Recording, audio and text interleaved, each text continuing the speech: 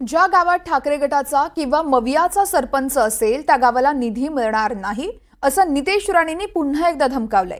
निधीच्या या मुद्द्यावरून राणे आणि ठाकरेंमध्ये ठिणगी पडली आहे, तर शिंदे गटानं मात्र या प्रकरणामध्ये नितेश राणेंची पाठराखण केली आहे। सध्या वारंवार हा वाद का नेमका उफाळून येतोय, काय आहेत यामागची कारणं जाणून घेणार आहोत या रिपोर्टमधून। जावा तिकडे त्यांना सांगा का कशाला राहताय तुम्ही, मिळणार नाही ते विकास निधी तुम्हाला काय होत, 1 रुपयाची निधी मिळणार नाही। चला या गाडीत बसा, पट्टे घालून घ्या आणि विषय संपवा।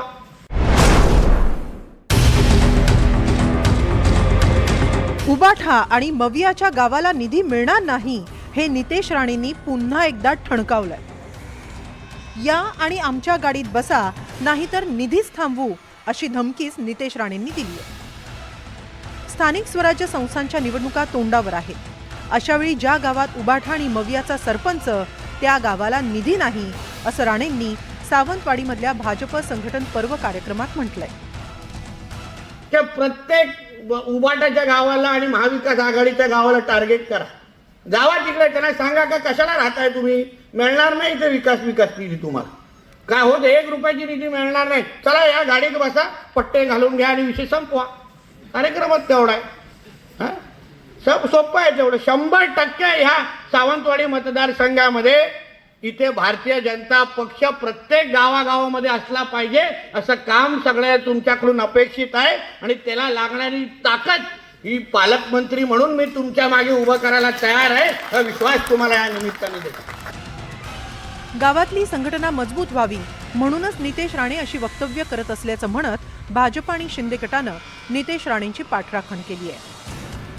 साहजिक अशी भावना असते की भारतीय जनता पार्टी हे आमच्या गावातलं जे युनिट आहे हे मजबूत झालं पाहिजे। प्रत्येक पक्षाची भावना असते, आमच्याही पक्षाची भावना आहे।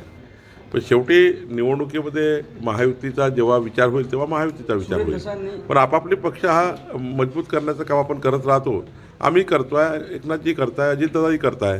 त्यामुळे आपापला पक्ष मजबूत केला पाहिजे। जिथे इथं स्पेस आहे तिथं आपला पक्ष वाढवला पाहिजे। त्यातनं शेवटी काय होणार आहे, महायुतीत मजबूत होणार आहे। लोकशाहीमध्ये आमदार म्हणून निवडून येत असताना आम्ही पक्षाचे असतो, आमदार निवडून आल्यानंतर आम्ही जनतेचे असतो, मंत्री झाल्यानंतर आम्ही जनतेचा असतो। मला असं वाटतं की कार्यकर्त्यांमध्ये कदाचित हे वक्तव्य केलं असेल, पण नितेशजी देखील संवेदनशील मंत्री आहेत, आमदार आहेत। ते अशा पद्धतीचं वागणूक देणार नाही त्याची मला पूर्ण कल्पना आहे। परंतु एखाद्या पार्टी मिटिंगमध्ये सांगितलेली गोष्ट ही तशीच्या तशी प्रशासनामध्ये किंवा ॲडमिनिस्ट्रेशनमध्ये उतरते अशातला भाग नाही। त्यांनी कार्यकर्त्यांना ताकद देण्यासाठी कदाचित हे वक्तव्य केलेलं असेल, परंतु ॲक्च्युअल काम करत असताना ते सगळ्यांना समान न्याय देईल। नितेश राणेंच्या निधीबाबतच्या या वक्तव्यानं ठाकरे गटाचा मात्र तिळपापड झालाय। सरकार तुमच्या बापाचं आहे का असा प्रश्न ठाकरे गटानं केलाय। नितेश राणे, स्वतःचं ठेवायचं झाकून आणि दुसऱ्याचं बघायचं वाकून असली घाण सवय बंद करा। अहो, मुळात तुमच्या बापाला भाजपनं मंत्रिमंडळामध्ये काय घेतलं नाही याचा विचार करा। तुम्ही विरोधकांना, मित्र पक्षांना निधी देणार नाही, पहिलं भाजपलाच निधी देणार। अहो, सरकार काय नितेश राणे तुमच्या बापाचा आहे का?